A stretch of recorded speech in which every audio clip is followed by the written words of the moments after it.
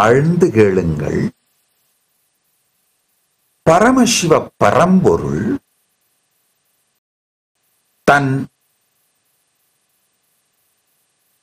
ஸ்வபாவ சச்சித் ஆனந்தமயமாக தன்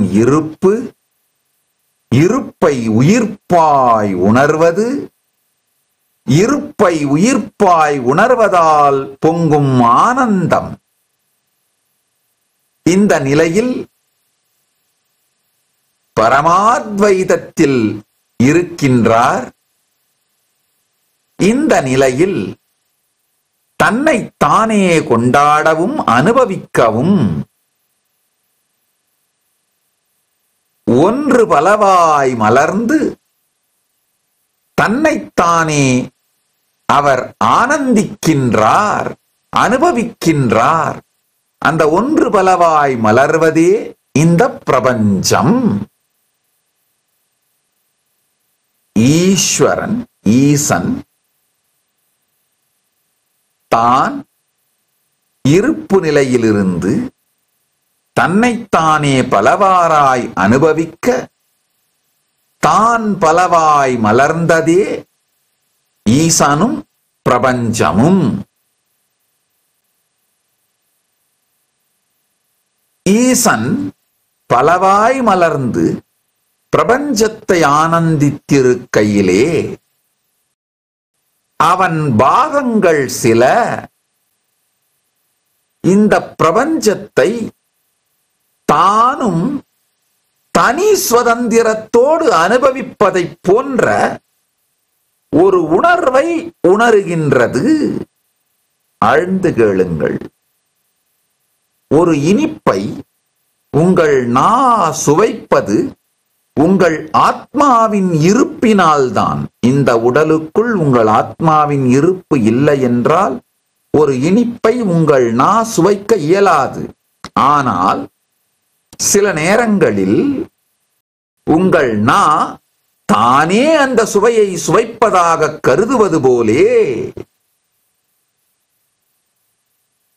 பரமசிவனின் சில பாகங்கள் தாங்களே இந்த உலகத்தை அனுபவிப்பதாக கருதும் பொழுது அந்த பாகத்திற்கு ஜீவன் என்று பெயர். அந்த ஜீவன் பரமசிவன் அனுபவிக்கின்ற பிரபஞ்சத்தை அனுபவிப்பதில்லை, தனக்கு என்று ஒரு சிறிய உலகத்தை உருவாக்கி கொண்டு அதை அனுபவிக்கின்றது. ஆழ்ந்து கேளுங்கள்.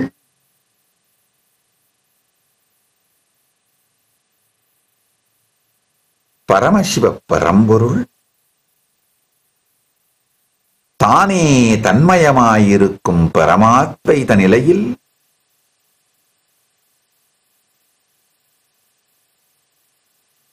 தன்னையே தானாய் தன்னில் தானாயிருந்து ஆனந்தத்தில் இருக்கின்றார். அவர் தன்னை பலவாய் வெளிப்படுத்தி தன்னைத்தானே ஆனந்திக்கும் பொழுது தன்னில் இருந்து இந்த பிரபஞ்சத்தை மலர வைக்கின்றார். அவருடைய சிறு பாகங்கள், அவருடைய வேறு வேறு பாகங்கள் இந்த பிரபஞ்சத்தை ஆனந்திக்கும் பொழுது அவருடைய சாநித்தியத்திலிருந்து தனிப்பட்ட விதத்தில் தனி சுதந்திரத்தோடு தனித்தன்மையோடு தான் இந்த உலகை அனுபவிப்பதாக அது உணரும் பொழுது அதற்கு ஜீவன் என்று பெயர். அந்த ஜீவன் பரமசிவன் அனுபவிக்கின்ற முழு பிரபஞ்சத்தையும் அவருடைய நோக்கிலிருந்து அவருடைய பார்வையிலிருந்து அனுபவிக்காது தனக்கென்று ஒரு சிறு உலகத்தை உருவாக்கி கொண்டு அனுபவிக்கின்றது. அதுதான் சிற்றுலகம், ஜீவனுடைய உலகம்.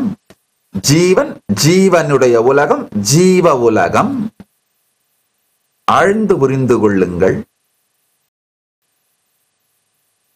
நாம் எல்லோரும் இருப்பு பிரபஞ்சத்தை, பிரபஞ்சத்தின் இருப்பை, இருப்பு பிரபஞ்சத்தை அவ்வாறே உணர்வதில்லை. நம் சிற்றுலகத்தையே உணர்கின்றோம், காணுகின்றோம், அனுபவிக்கின்றோம், ஆராய்கின்றோம். சகலத்தையும் இந்த சிற்றுலகோடு மட்டும்தான் ஜீவன் செய்கின்றது. ஜீவனுடைய தன்னுலகமான சிற்றுலகத்தை தான் அனுபவிக்கின்றது. நாம் எல்லா ஜீவர்களும் சேர்ந்து அனுபவிக்கும் உலகம் கூட நம் உலகம், சிற்றுலகே தவிர இருக்கும் உலகம் அல்ல. Nityanandam, thank you for watching, and if you found the video enlightening, please give it a like, share it with your loved ones, and subscribe to stay connected with us. Don't forget to click the bell icon to receive the notifications.